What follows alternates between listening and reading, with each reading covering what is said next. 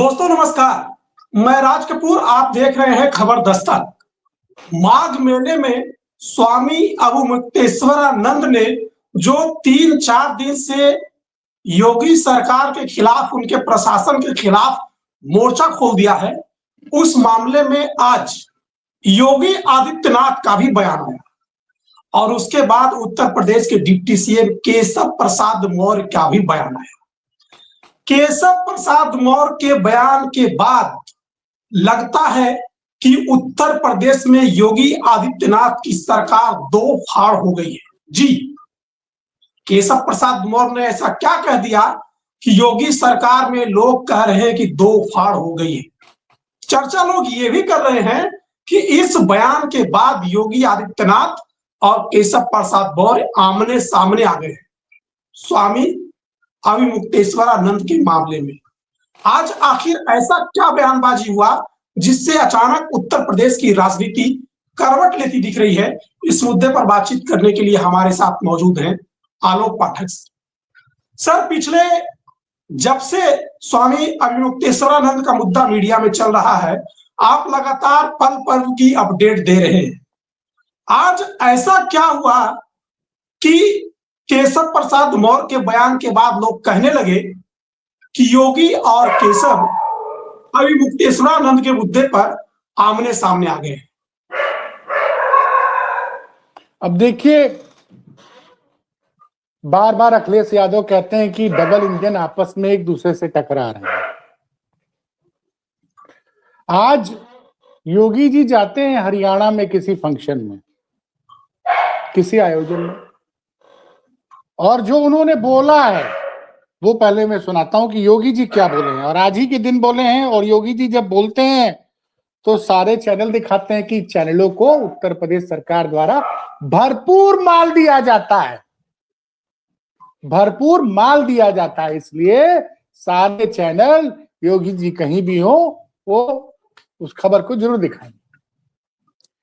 तो योगी जी ने जो बोला है, उन्होंने जो एक मीडिया वेबसाइट ने लिखा है, मैं कोट कर रहा हूं, ये मीडिया वेबसाइट ने जो लिखा है कि सीएम योगी ने बिना शंकराचार्य अवमुक्तेश्वरानंद का नाम लिए कहा है किसी को परंपरा बाधित करने का हक नहीं है। ठीक है। दूसरा, ऐसे तमाम कालनेमी हैं जो धर्म की आड़ में सनातन धर्म को कमजोर करने की साजिश रच रहे हैं। नाम नहीं लिया अवमुक्तेश्वरानंद का, लेकिन उन्होंने कहा कि किसी को परंपरा बाधित करने का अधिकार नहीं है। ऐसे तमाम कालनेमी हैं जो धर्म की आड़ में सनातन को कमजोर करने की साजिश रचे हैं। हमें ऐसे लोगों से सतर्क रहना होगा। सन्यासी के लिए धर्म और राज से बढ़कर कुछ नहीं होता है। योगी ने जिस कालनेमी का जिक्र किया है वह रामायण में रावण का मामा और मारीच का बेटा था। रावण ने उसको लक्ष्मण के मूर्छित होने पर हनुमान को रोकने के लिए भेजा था। बाद में हनुमान ने कालनेमी को खत्म कर दिया। और ये जानते हैं, शब्दों के बाण जो चले हरियाणा से, उसके पहले का घटना समझिए। उसके पहले नोटिस भेजता है प्रयागराज का मेला प्रशासन योगी स्वामी अवमुक्तेश्वरानंद शंकराचार्य जी को, शंकराचार्य स्वामी अवमुक्तेश्वरानंद जी की, आप अपने नाम के आगे शंकराचार्य क्यों लगाते हैं और 24 घंटे में स्पष्टीकरण दीजिए। उसके जवाब में स्वामी शंकराचार्य जी के वकील 8 पन्ने का जवाब देते हैं। उसमें बताते हैं कि भैया ये मामला सुप्रीम कोर्ट हमको खुद शंकराचार्य कहता है। और तमाम उसके अलावा जिक्र किया गया कि उत्तर प्रदेश सरकार ने पिछले साल महाकुंभ में एक स्मारिका का आयोजन किया था जिसमें मेरी फोटो लगाई गई थी, उसमें शंकराचार्य खुद सरकार ने लिखा था। उसके बाद योगी सरकार के अधिकारियों ने दूसरी नोटिस भेज दिया कि आपकी वजह से मौनी अमावस्या में बड़ा स्नान में बड़ी परेशानी हुई, भगदड़ मच सकती थी और आपकी वजह से मेला क्षेत्र में तमाम अव्यवस्थाएं फैल रही हैं। इसलिए क्यों ना आपको जो जमीन आवंटन की गई उसको कैंसिल कर दिया जाए और आपके आजीवन माघ मेला में प्रयागराज में आने पर प्रतिबंध लगा दिया जाए। अब सोचिए, अधिकारी ये बयान दे रहा है, योगी जी वो बयान दे रहे हैं, और चैनलों पे कुछ लोग योगी जी के पक्ष में बयान दे रहे हैं, कुछ लोग स्वामी मुक्तेश्वरानंद जी के पक्ष में बयान दे रहे हैं शंकराचार्य के। आज बड़ी संख्या में कई ब्राह्मणों ने शंकराचार्य के अपमान पर अपना बाल कटवा लिया। प्रयागराज में सब कुछ हो रहा है। और जब हम ये वीडियो रिकॉर्ड कर रहे हैं, क्योंकि अब आप कब अपलोड करेंगे मुझे इसकी जानकारी नहीं है, लेकिन 22-42 में हम अपलोड रिकॉर्ड कर रहे हैं, और कल 23 तारीख है, यानी बसंत पंचमी का दिन। उसी बीच उत्तर प्रदेश सरकार के उप मुख्यमंत्री केशव मौर्य ये पहुंचते हैं आजमगढ़ पहुंचते हैं। मीडिया केशव मौर्य से सवाल पूछ सकती है, लेकिन संजय प्रसाद के रहते मीडिया योगी आदित्यनाथ से सवाल नहीं पूछ सकती है। संजय प्रसाद कौन है? उत्तर प्रदेश सरकार के ताकतवर अधिकारी हैं, अपर मुख्य सचिव भी हो गए, अब तो गृह हैं, सूचना है साहब। तो कोई भी पत्रकार, मैंने नहीं सुना, मेरठ में गए थे आज एक आयोजन में, वहां पे भी किसी पत्रकार ने योगी जी से ये नहीं पूछा कि शंकराचार्य के विवाद पर आपका क्या कहना है। लेकिन जब ये सवाल केशव जी से पूछा गया, तो केशव जी ने जो जवाब दिया वो अक्षरशः मैं सुना रहा हूं, मैं आपको सुना रहा हूं। आपको समझना पड़ेगा कि मैं ज्योतिष पीठाधीश्वर शंकराचार्य स्वामी अमितेश्वरानंद के चरणों को प्रणाम करता हूं। मैं ज्योतिष पीठाधीश्वर शंकराचार्य स्वामी अमितेश्वरानंद के चरणों में प्रणाम करता हूं। उनसे प्रार्थना है कि वो स्नान कर इस विषय का समापन करें। और शाम होते होते उन्होंने एक और बयान दे दिया, और ये बयान वीडियो पे है। ये बयान ऐसा नहीं कि उन्होंने लिखित कोई बयान दिया है, उन्होंने जो बयान दिया है मैं आपको पढ़ के सुना रहा हूं, क्योंकि कॉपीराइट का मामला आ जाता है साहब। हम जैसे छोटे लोग जो, उन्होंने कहा, प्रदेश के डिप्टी सीएम केशव प्रसाद मौर्य कह रहे हैं कि पूज्य शंकराचार्य जी के चरणों में प्रणाम। अफसर नोटिस पर नोटिस चिपका रहे हैं, और उन्होंने कहा कि जो महाराज जी मैं क्षमा मांग रहा हूं, आप क्षमा कीजिए, और माघ मेला में कल स्नान कीजिए, और जिन अधिकारियों ने नोटिस भेजा है उनके खिलाफ जांच करके कार्रवाई की जाएगी। तो आप देखिए, और एक चीज समझना पड़ेगा कि केशव मौर्य ने आज ही ये सब क्यों बोला। राज कपूर जी समझिए, आपको केशव मौर्य कौन है ये समझिए। केशव मौर्य अपने चाचा की बदौलत यहां नहीं पहुंचे हैं।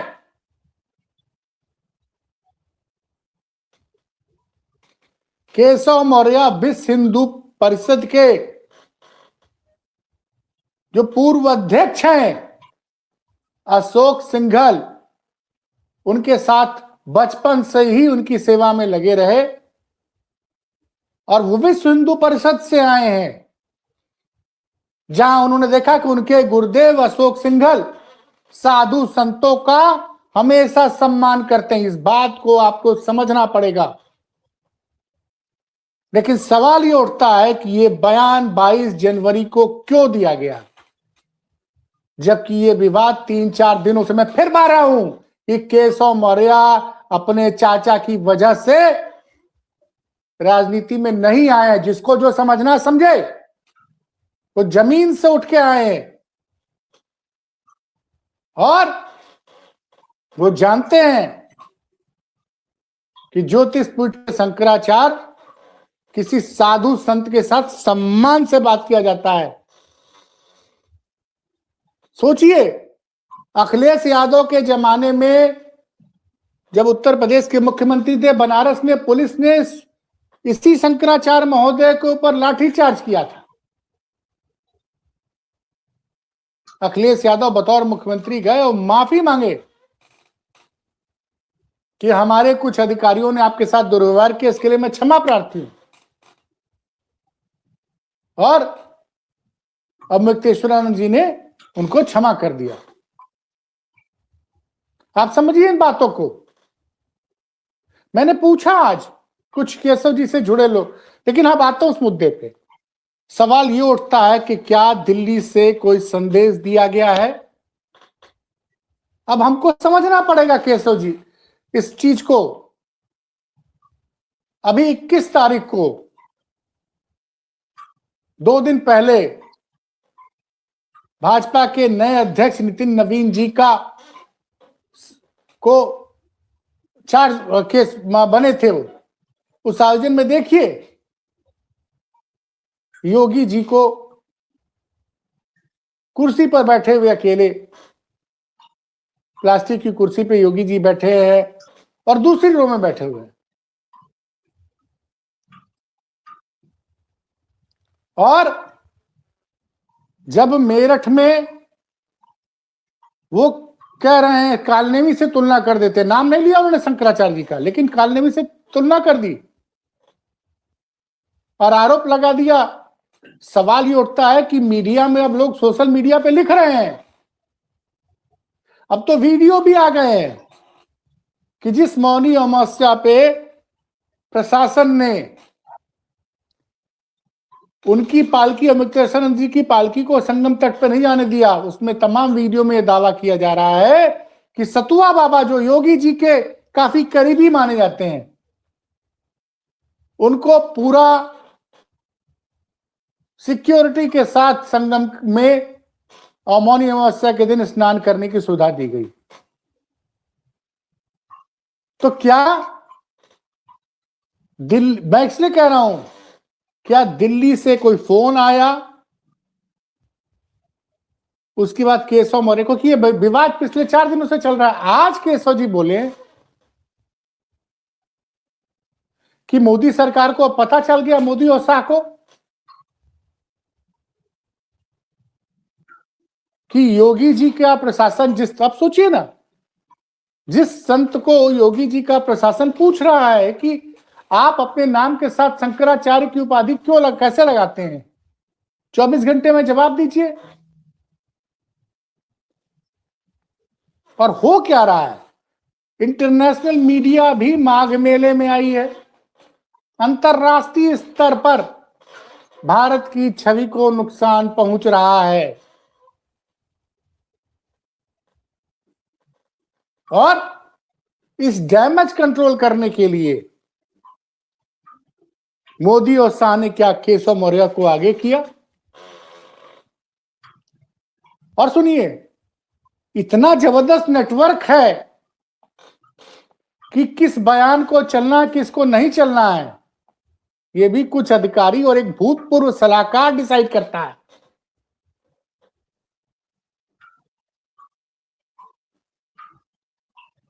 लेकिन वो बयान वायरल है केशव जी का। तो क्या मोदी और शाह ने समझ लिया कि स्वामी शंकराचार्य ज्योतिष पीठ के पीठाधीश्वर शंकराचार्य अवमुक्तेश्वरानंद की नाराजगी से भारतीय जनता पार्टी को चुनावी नुकसान हो सकता है? देखिए, इन लोग को हिंदू धर्म के बारे में कितना सोचते हैं ये तो अब जनता समझ चुकी है। तो ये बयान देना कि जिसको योगी जी का प्रशासन ये पूछ रहा है, और आज अवमुक्तेश्वरानंद जी ने बड़ा कड़ा जवाब दिया कि आपने जो हमें जमीन अलॉट की है, ये अलॉट करने के पहले सोचना चाहिए था। एक काम करो, आप हमारे जमीन का अलॉटमेंट कैंसिल कर दो। इस मामले में तमाम संत अवमुक्तेश्वरानंद के पक्ष में खड़े हो गए हैं और कुछ लोग योगी जी को सही बता रहे हैं। मेरा सवाल यह है कि योगी जी बार बार कहते हैं बटोगे तो कटोगे।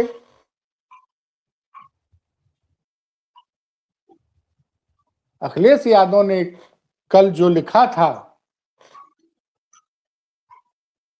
कि वीर का आभूषण होता है क्षमा, क्षमा मांग लेने से कोई छोटा नहीं हो जाता है।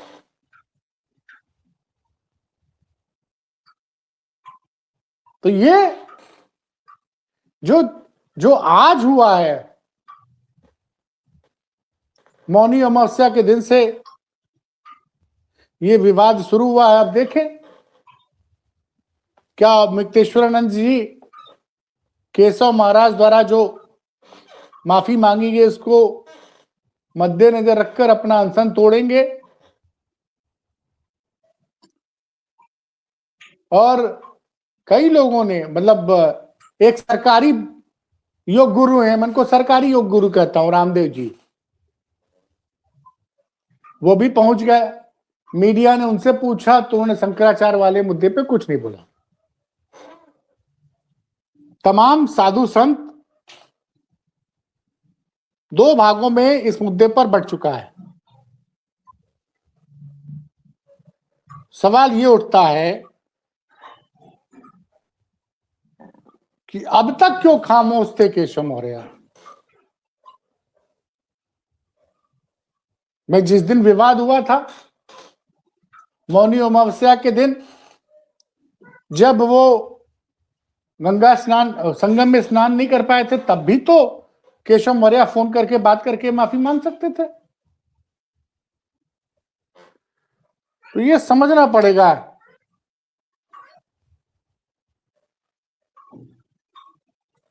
नहीं तो आप जो बात कह रहे हैं सर कि केशव प्रसाद मौर्य ने जो आज माफी मांगी है, तो क्या वो 3 दिन पहले जब ये मुद्दा गर्म था तो नहीं मांग सकते थे? तो इसमें मुझे ये लग रहा है कि कहीं ना कहीं केंद्र का हस्तक्षेप हुआ है मोदी और मतलब कहीं ये तो नहीं कि दिल्ली की टीम ने अब उनको इशारा कर दिया है, और अगर इशारा कर दिया है और दिल्ली के इशारे पर केशव प्रसाद मौर्य ने बयान दिया है, तब तो योगी आदित्यनाथ के लिए खतरे की घंटी है। देखिए, योगी आदित्यनाथ के लिए खतरे की घंटी तो लगातार है, लेकिन योगी जी समझ नहीं पा रहे। क्या उस मुद्दे पे बाद में बात करूंगा, लेकिन एक चीज हुआ। अभी तक पहले सुनील भराला बोल रहे थे कि स्वामी शंकराचार्य ज्योतिष पीठ के शंकराचार्य स्वामी अमितेश्वरानंद का अपमान सनातन का अपमान है। फिर केशव जी ने आज माफी मांग ली। तो बदलापुर से भारतीय जनता पार्टी के ब्राह्मण विधायक रमेश चंद्र मिश्रा ने भी शंकराचार्य वाले मुद्दे पर मुंह खोला।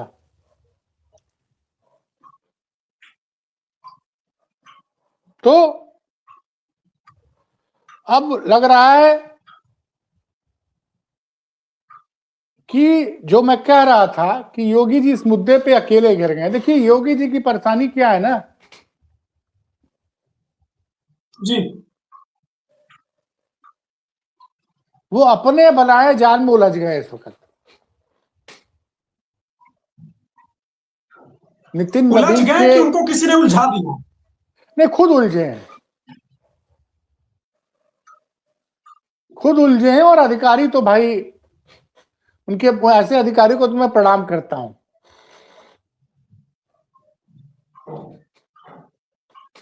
आप समझिए राज कपूर जी, उत्तर प्रदेश में समाजवादी पार्टी, अखिलेश जी ने साफ साफ कहा कि साधु संतों के अपमान होगा तो वो बर्दाश्त नहीं करेगी समाजवादी पार्टी। सोचिए, जो भारतीय जनता पार्टी योगी आदित्यनाथ खासकर समाजवादी पार्टी को हिंदू विरोधी साबित करना चाहते हैं लगातार पॉलिटिकल भाषण में जी। अब आम जनता ये देख रही है कि कितनी मजबूती से सनातन के पक्ष में अखिलेश यादव खड़े हैं। मैं आपको बता दूं, इटावा में केदारेश्वर महादेव मंदिर का निर्माण मुझे लगता है इस बार महाशिवरात्रि पर पूरा हो जाएगा। उत्तर प्रदेश की जनता देख रही है कि कैसे अखिलेश यादव अपने सामर्थ्य, अपनी इच्छा शक्ति से एक विशाल, खूबसूरत, सुंदर, विशाल ऐतिहासिक मंदिर महादेव का बना रहे हैं इटावा में। और किस तरह से योगी राज में ज्योतिष पीठ के शंकराचार्य अमितेश्वरानंद के साथ लगातार दुर्व्यवहार किया जा रहा है।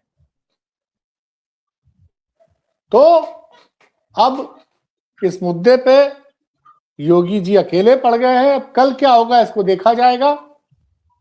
फिलहाल देखते हैं कि स्वामी जी केशव मौर्य की माफी को स्वीकार करते कि नहीं करते हैं। कल वो बसंत पंचमी में स्नान करते कि नहीं करते हैं।